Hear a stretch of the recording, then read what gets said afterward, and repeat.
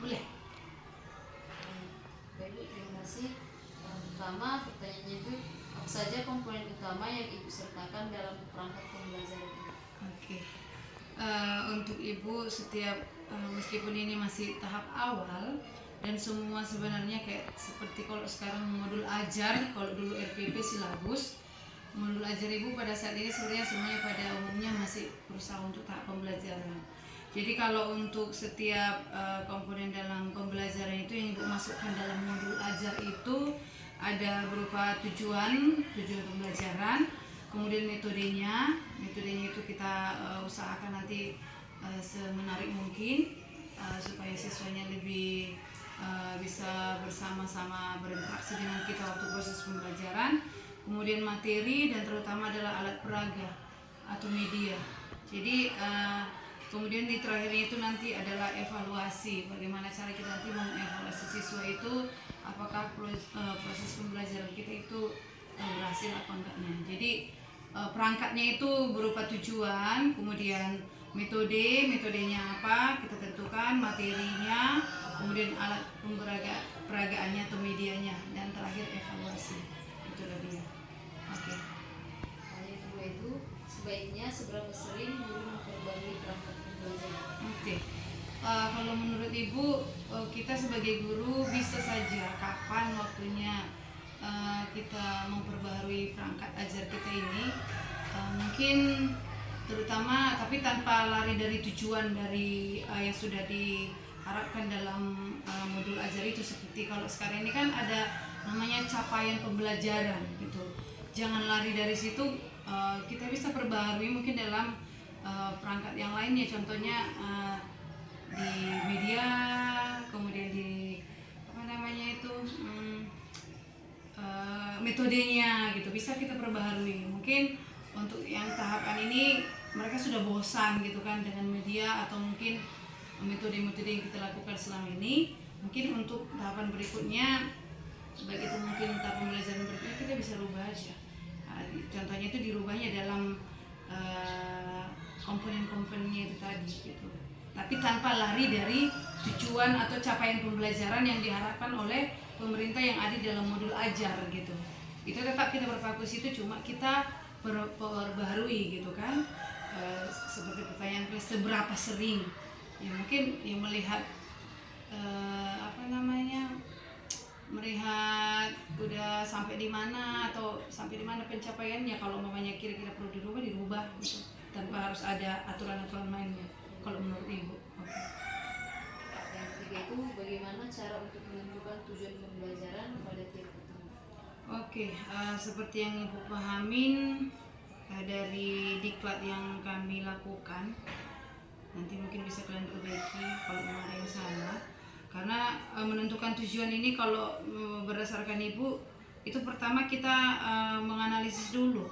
Kita analisis dulu kompetensi dan lingkup materi yang ada, gitu kan. Jadi berdasarkan itu nanti kita buatlah CP-nya, capaian pembelajarannya, gitu kan. Kemudian setelah kita analisis itu semuanya, dan itu pun kita lakukan berdasarkan fasenya masing-masing di mana kita mengajar. Kalau sekarang kan dia berdasarkan fase, kok dulu kelas. Berdasarkan kelas sih, cuma ada fase kalau di kelas 6 ini kayaknya itu fase B atau A ya gitu. Jadi kita harus mengambil dari situ gitu. Jadi kita harus membuat dulu, menganalisis dulu kompetensinya, kemudian lingkup materinya yang ada pada CP tadi. CP itu adalah capaian pembelajaran, kemudian kita tentukanlah tujuannya, kira-kira seperti itu. Oke. Yang keempat itu bagaimana cara Ibu menentukan strategi pembelajaran yang tepat untuk mencapai tujuan pembelajaran? Oke. Untuk menentukan strateginya itu kita mungkin harus sesuaikan dulu dengan situasi tempat kita mengajar atau situasi sosial murid kita bagaimana gitu kan, supaya mereka bisa tertarik gitu dalam pembelajaran yang kita buat gitu. Makanya kita lihat dulu bagaimana sosial anak-anak kita. Contohnya di situ, kalau seperti di sini, sosial anak-anak itu kan pada umumnya adalah menengah ke bawah, malah dibilang ke bawah. Dalam arti kata, orang tua itu tidak mendukung sepenuhnya gitu. Ibaratnya mereka membiarkan anak-anaknya datang ke sekolah dengan apa adanya, malah kadang tidak mau tahu gitu kan. Jadi memang bagaimana supaya anak-anak ini tertarik, ada minatnya belajar ke sekolah, ya kita sesuaikanlah dengan keadaan sosial siswanya dulu, ya kan. Kemudian dengan membuat strateginya juga seperti apa, kemudian medianya yang menarik, gitu, menarik perhatian mereka, supaya mereka ikut serta dalam pembelajaran itu, gitu.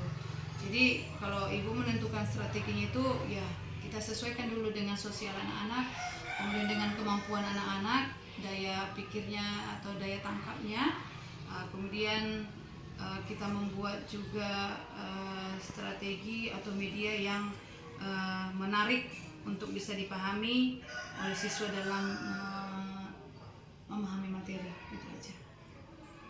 Oke. Nah, selanjutnya Bu, bagaimana cara Ibu mengintegrasikan teknologi informasi dan komunikasi dalam pembelajaran? Nah, ini maksudnya ini mengintegrasikan, maksudnya menerapkan, kira-kira gitu ya? Iya. Terhadap siswa kah atau terhadap ibu sendiri? Untuk siswa Bu. Untuk siswa ya. Karena dalam pembelajaran. Oke.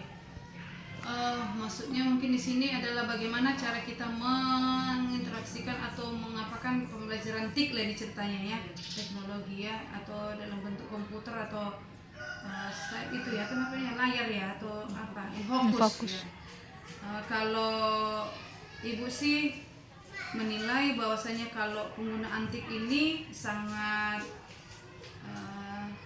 menolong gitu ya, sangat membantu baik itu untuk siswa maupun gurunya tersendiri. Karena kalau dengan TIK ini kita bisa membuat video-video atau mungkin media yang bisa langsung dilihat oleh siswa, sehingga mereka langsung bisa memahami materi yang kita sampaikan berdasarkan video tersebut, atau mungkin melihat gambar langsung gitu kan dalam bentuk media yang berwarna-warni, dan tulisannya bisa langsung mereka baca gitu. Jadi kalau menurut ibu media TIK ini sangat bisa dikembangkan atau diterapkan dalam pembelajaran sehari-harinya untuk pembelajaran di sekolah. Selanjutnya, apa harapan Ibu untuk pengembangan perangkat pembelajaran di pemerintahan? Untuk pengembangannya ya, untuk kedepannya mudah-mudahan para guru ini lebih mendapat wawasan yang luas dengan mendapatkan undangan, menerima kayak diklat gitulah gitu. Itu untuk pengembangan gurunya sendiri supaya bisa diterapkan kepada siswa. Para guru terutama ibu sendiri mengharapkan pemerintah membuat beberapa program untuk bisa melatih para guru untuk mengembangkan pembelajaran IKM ini untuk pengembangan perangkat pembelajaran tersebut tadi gitu. Oke, terima kasih.